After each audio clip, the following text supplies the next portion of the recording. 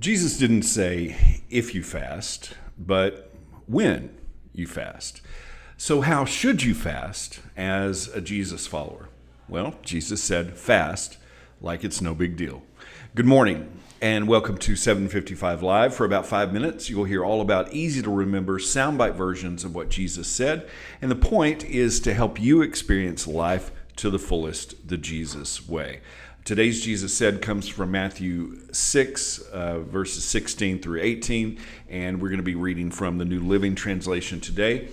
And when you fast, don't make it obvious, as the hypocrites do, for they like to look miserable and disheveled so people will admire them for their fasting. I tell you the truth, that is the only reward they will ever get. But when you fast, comb your hair and wash your face, then no one will notice that you are fasting except your Father, who knows what you do in private. And your Father, who sees everything, will reward you. Now, the main point that we're making today is fasting is not about if you fast, but when you fast. And right now, our church is on day number 10 of 22 days of fasting and prayer. If you'd like some more information about that, you can go to our website at fast.today.church. There are some prayer guides each day based on the 22 letters of the Hebrew alphabet, some interesting stuff there. But Jesus in Matthew 6 here is giving us examples of how to pray and then how to fast. And once again, not if you fast, but when. And the soundbite version, fast like it's no big deal, it really means that fasting is not about anybody else. It's not what someone else might think. It's not something that we do for righteousness or to be seen by others. It's not about anybody else, no matter what they might think either way.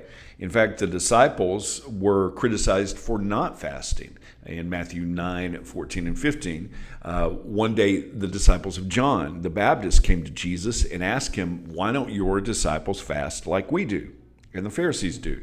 And Jesus replied, "Do wedding guests mourn while celebrating with the groom? Of course not. But someday the groom will be taken away from them, and then they will fast." So it's not about us evaluating others.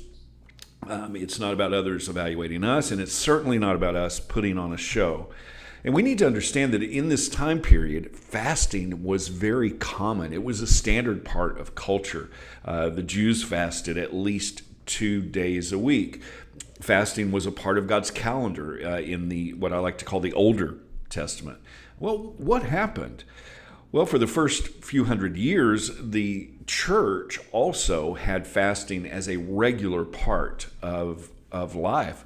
It was assumed that fasting was normal. One of the earliest documents that we have outside of the Bible, the Didache, written somewhere between the 1st and 2nd century, just assumed that fasting was normal 2 days a week, and it talked about when that should happen.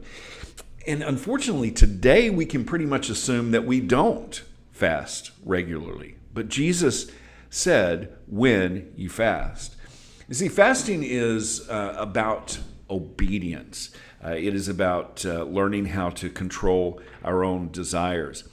And if we think that we don't need to fast, just consider this. Jesus fasted 40 days before beginning his ministry. The Son of God fasted and prayed. Paul fasted for a few days right after his conversion. We see fasting all throughout Acts. They didn't make decisions without fasting and praying. And the question is, when do we fast? When is it on the calendar? Because Jesus didn't say if, but when. And it's not for show. It's not to earn or deserve anything. It's not to achieve righteousness, but it's just in obedience. And if you don't have fasting as a part of your regular spiritual routine, I just want to encourage you to start small. The webpage that I mentioned, it has a fasting guide there with some tips on how to start fasting, the different kinds of fasts. Because it's very, very important for us as Jesus followers to actually follow Jesus. And he didn't say, if you fast. He said, when. And he said, when you fast, fast like it's no big deal. Not for show, not so anybody can see what you're doing, but just in obedience. So how can you put that into action today? Fast, like it's no big deal. That's what Jesus said. Thank you so much for listening. If this is meaningful to you, it really does mean a lot to me if you like it, if you share it, if you comment. I really appreciate you. I hope that you have an amazing day, and I hope this time together has helped you live life to the fullest, the Jesus way. And remember, follow Jesus today. Love first.